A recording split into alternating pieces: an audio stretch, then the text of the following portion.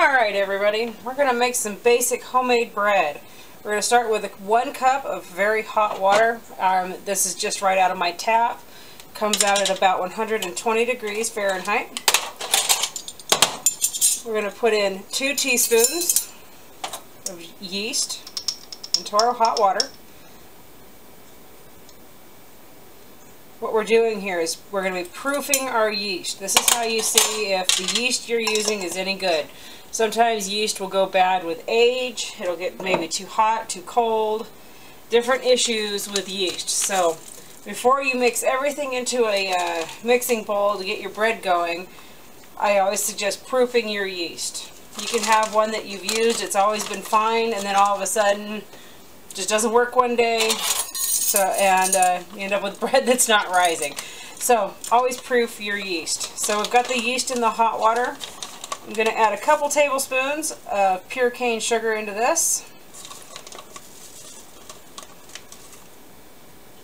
That's 2 tablespoons of pure cane sugar mixed in there. Take my little whisk. We're just going to whisk it around in here.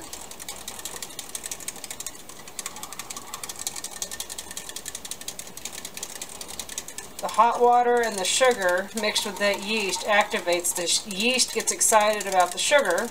That's food for the yeast. So we're getting it really excited so it'll start to get going.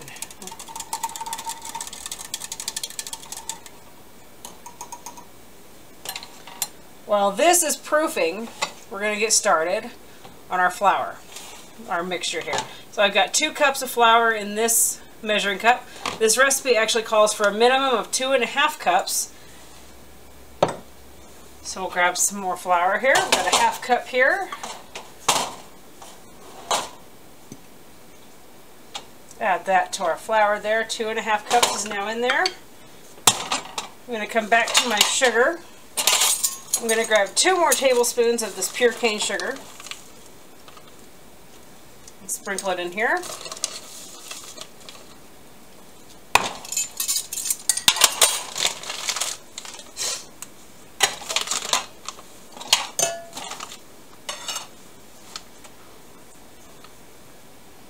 Now we're going to grab 1 teaspoon of salt. In our house we use the pink salt the most. Sprinkle that in there.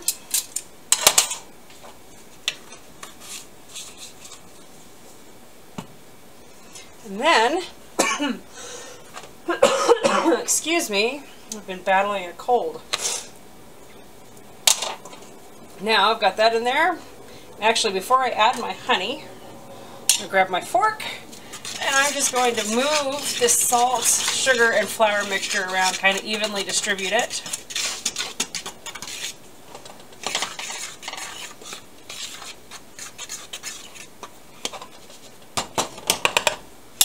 Now we're going to grab 2 tablespoons of honey. We've noticed when you use some honey in your bread baking, your bread has got a fluffier and almost a moister consistency. So in our house we've been using a lot more honey in our recipes. Plus, I mean, come on, it's honey. It's good locally sourced honey. It's good for you. Can't go wrong.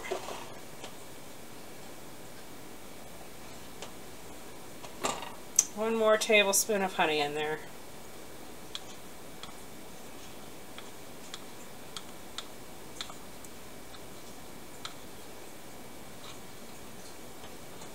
Okay, so grab our fork again.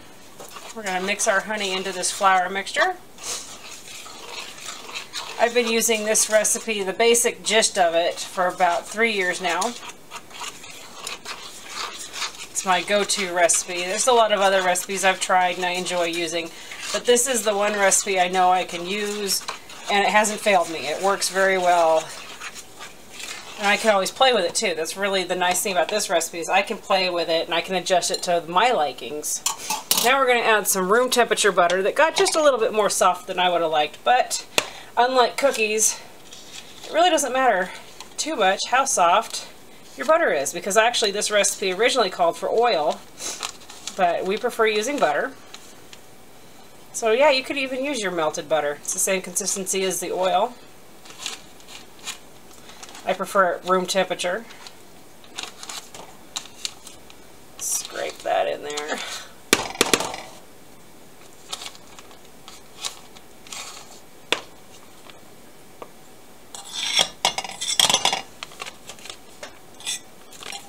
Okay, and then I don't know if everybody can see this, but the yeast has... Alright, we're going to try to take back where we left off. I was putting the butter into our flour mixture, and the yeast was supposed to be proofing, and then my camera beeped and said, your memory card's full. So I scrambled, had to go put it on the computer. And it's amazing how quickly you can try to do something, but not quick enough. The yeast is definitely proof that it works. Yeah, you'll have days like this too. All the best intentions, the best videos. Like, I'm gonna do this, it's gonna be great. Anyway, okay, so I got my butter in here and I'm mixing it in. I don't want any big pieces. I want to just kind of take on a sandy consistency. As I'm mixing this in, like there's a big chunk, I don't want big chunks. So I just take my fork and I'm just squishing it against the bottom to smash that flour against the butter to work it in there together. Alright, we're going to call that good enough. Yes, there's some big pieces, but it'll go away here in a second. Very carefully. Yep, totally still usable. There's nothing wrong with it if it gets to this point. Dump it in. A little bit of sugar on the bottom. Just plop that in there. Alright, now we go to mixing this up. Now remember, there was only 2.5 cups of flour in here, and this recipe calls for 2.5 to 3. But I know, having made this so often now, that this recipe is definitely a 3-cup minimum recipe. But I always just start with the 2.5, because you never know, you might have some flour that you're using that really soaks it up one day. So as you're mixing this, really scrape your fork around the bottom and sides to get any dry flour mix that might be in there. Now you see how it's a good, decent mix, but just put your hand in here. This is a sticky disaster. This is not bread consistency. So this is where I take the time now to grab an extra 1/2 cup of flour and I just sprinkle it onto there. And you never know, it might be one of those days where you're going to end up needing more flour. I've had that happen. You know, an extra cup later. So mix that in.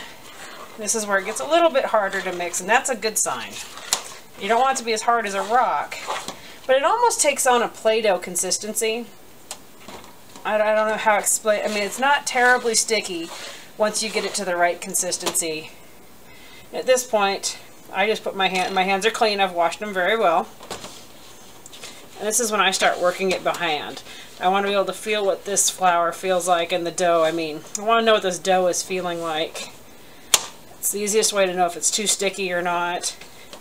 Like, look, this is going to be an extra 1/2 cup or so day. This is too sticky. I only took about a 1/4 cup of flour, I think, there. And I'm just going to work this around. See, I'm driving my thumb and my fingers into it, and I'm working it around. And there's, now, I mean, you see how sticky it is, but look, there's all this section here where there's still lots of dry flour on there. So work that in before you get too excited and add too much flour, and then you do end up with a hard mass. You know, take the time to really work this in.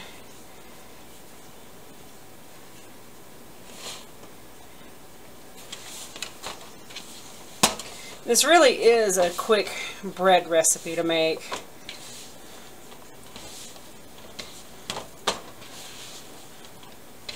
So it still has some stickiness, but you see how it's falling away? It's not leaving an awful lot on my hand.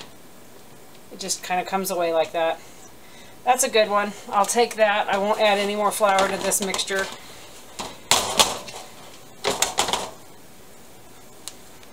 it's still movable.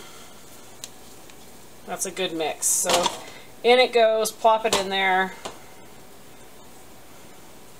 Now at this point, I wash my hands. Alright, so at this point, I'm going to grab some oil spray and just lightly spray a little bit around and on that dough. It's going to allow for a nice even rise. I'm going to cover this with some plastic wrap. And I'm going to put it in my oven to let this rise for the next hour. We want to see what size that dough is right now. We want that to double in size. So cover it up. I'm going to stick it in the oven. The oven is not on, but the light in the oven is on, creating just enough heat to make some happy bread. Alright, we're going to let that go. Just the light is on, and that's going to rise for the next hour. Alright, our bread dough has been left to rise for an hour. It's nice and fluffy. I'm going to take this, work it a little bit. Now most recipes at this point tell you to get a surface, sprinkle some flour on it, work your dough. I don't know about you guys. I don't have time to keep picking up a whole bunch of messes that happen. So I've learned you don't need the whole bread surface, you know, the floured surface. You don't need to. Just work your dough. All I did was wash my hands. No extra flour is needed. I'm working my dough, making sure I don't have any bubbles trapped inside of it. Just working it to stretch that out a little bit. Good enough. And in it goes. Alright, now I'm going to put a little bit of oil on it. That helps it as it's rising. This is going to go get covered one more time. It's going to be put in the oven. Remember, the oven's not on. The only thing on is the oven light. So this is going to go back in the oven, and it's going to be allowed to rise for another hour. It's going to come up. It's actually going to push up on this. That's the goal. You want it to come up and rise. So we're going to let it rise for another hour, and then we'll be baking this. Our basic bread has been in the oven rising. See that? That's another reason why you oil the top. It makes it so it's easy to remove that wrap without destroying your bread. I'm going to set the oven at 350 degrees. As soon as that dings, I'm going to be putting this guy in the oven for 25 minutes. Alright, while we've been waiting on the oven to preheat, our bread has done some more rising. So now we just very carefully remove the plastic wrap. And this is going right in the oven for 25 minutes at 350 degrees. Homemade, basic white bread. You know it's done when the top is golden. And when you thump it, it's got a hollow sound.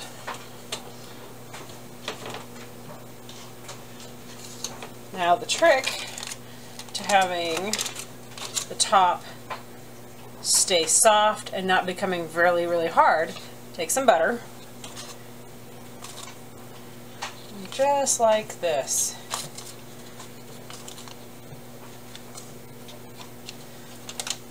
Now I'm going to set that aside, let it cool. After it's cooled quite a bit, I'll remove it from the bread pan, put it in a bag, and put it in the refrigerator. By putting it in the refrigerator, it keeps it from going bad as fast. Being out on the counter, it can dry out, or they'll tend to mold much faster. So there you go, homemade basic bread.